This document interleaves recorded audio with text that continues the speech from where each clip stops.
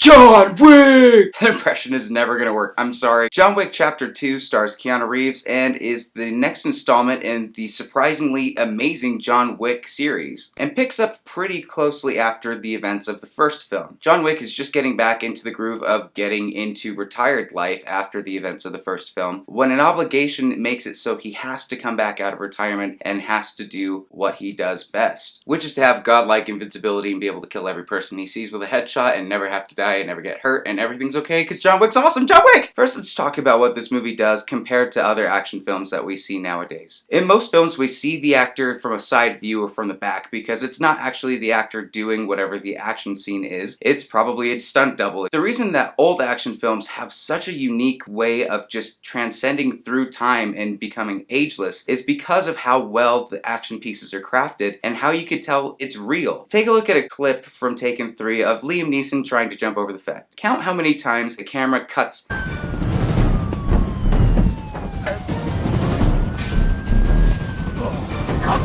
and tries to make it look like he's an action hero. Now look at a clip from the first John Wick.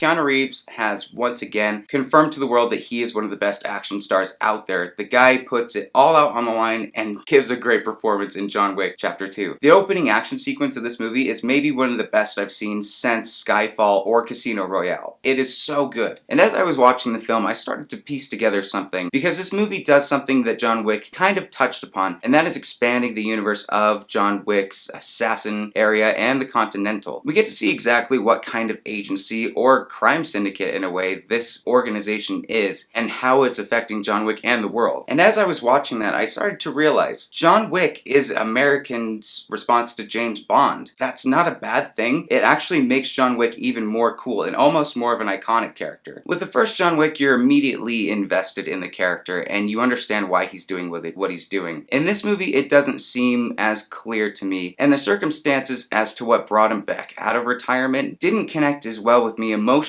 that the previous movie had done. With action movies like these, they also fall into the same problem of pacing issues between when they're doing the big action scenes and when they're going to further along the story arc of the movie. And this movie does a good job of being able to blend the action sequence to move the story along. However, when it goes to straight dialogue scenes or things that aren't really action-packed, those slow moments really did drag for a little bit too long. I wouldn't say this is the breakout hit that John Wick was, but this is a worthy sequel to John Wick, and it makes me so excited for John Wick Chapter 3. For John Wick Chapter 2, I'm going to give it an 8.5 out of 10.